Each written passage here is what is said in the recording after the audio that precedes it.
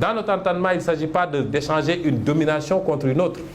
Il s'agit d'assumer une souveraineté totale, absolue, et de collaborer avec tout le monde dans un sens bien compris de gagnant-gagnant. La France sera un partenaire si elle le désire, mais pas dans les conditions actuelles. La Chine, les États-Unis, tout le monde. Je serais heureux de rencontrer M. Vladimir Poutine, parce que je suis un homme libre dans un pays libre. J'irai rencontrer M. Poutine si ça devenait possible. Comme je serais heureux de rencontrer M.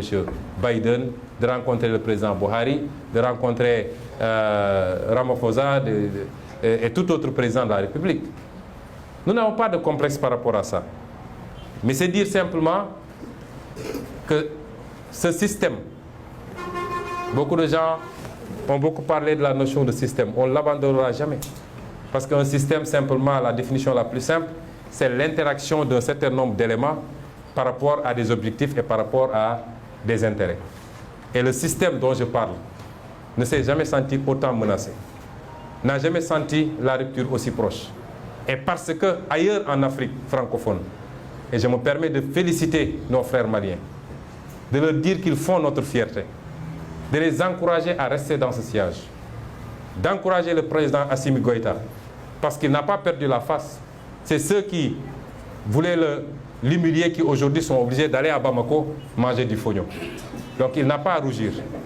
Et nous lui disons que nous l'encourageons et qu'il doit continuer à rester très proche de son peuple. Parce qu'en politique, il n'y a que cette réalité. Il faut faire de la politique pour son peuple. Qu'il ne se détourne jamais de cet objectif. Qu'il ne se laisse jamais embrigader dans des discours politiciens où on va lui dire que c'est toi qui es là, tu es le tout-puissant, qui reste collé aux intérêts de son peuple. Ils gagneront cette guerre contre la gangrène djihadiste par la grâce de Dieu et par les efforts des Maliens et par les efforts de tous les Africains. Si ce problème n'est pas réglé jusqu'en 2024, nous avons vu que Macky Sall a rapatrié les quelques éléments sénégalais qui étaient là-bas. Puisqu'ils n'étaient pas là-bas en tant que Sénégalais, ils étaient là-bas parce que la France lui avait demandé d'amener des troupes.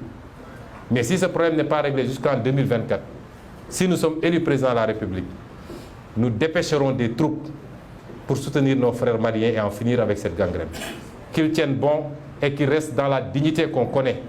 La dignité qui a été professée dans la charte du Mandem, celle qui a été professée dans la déclaration de Thierno Souleymane Baal, document que nous avons tous oublié au profit de la Déclaration universelle des droits de l'homme de la France.